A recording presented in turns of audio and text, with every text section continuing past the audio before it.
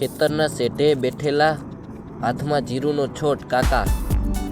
કાકા એલા ભાઈ, આ જીરું છે.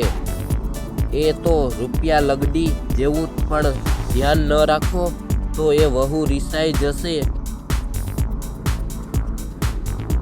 આજે હું તમને એવી વાત કરીશ, તમારું જીરું પણ હસશે અને તમને પણ હસવું આવશે. જીરામાં અત્યારે ચરચટો અને કાળિયો અને ભય સૌથી વધુ છે. જો વાતાવરણમાં ભેજ હોય તો સમજો જીરું આઈસીયુમાં જવાની તૈયારી છે પૂરેપૂરી. કાકા ગઈકાલે પડોશીમાં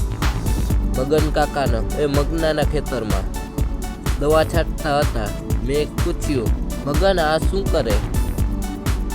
તો મગને કહ્યું, દવા છાંટું છું. મોંઘી દવા, જીરુંમાં મસ્ત થઈ જશે.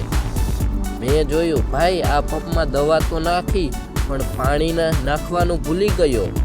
મેં કીધું, અલ્યા તરસ્યા માણસ, કોળિયા ખવડાવવાનું ટીપે ટીપું પાણી તો પા. એટલે ભાઈઓ, દવાનો ડોઝ સાચો રાખજો, નહીંતર જીરું એમ કહેશે કે બાપ રહેવા દો, આના કરતાં હું સુકાઈ જાઉં. સારું. કાકા, ઘણા ખેડૂતો શું કરે? જીરું વાવ્યું નથી કે ખાતર થેલા ઠાલવ્યા નથી. અરે ભલા માણસ, જીરું એ કંઈ કુંભકરણ નથી કે ગમે તેવું એટલું ખાઈ લઈએ. એને માપમાં જ જોઈએ.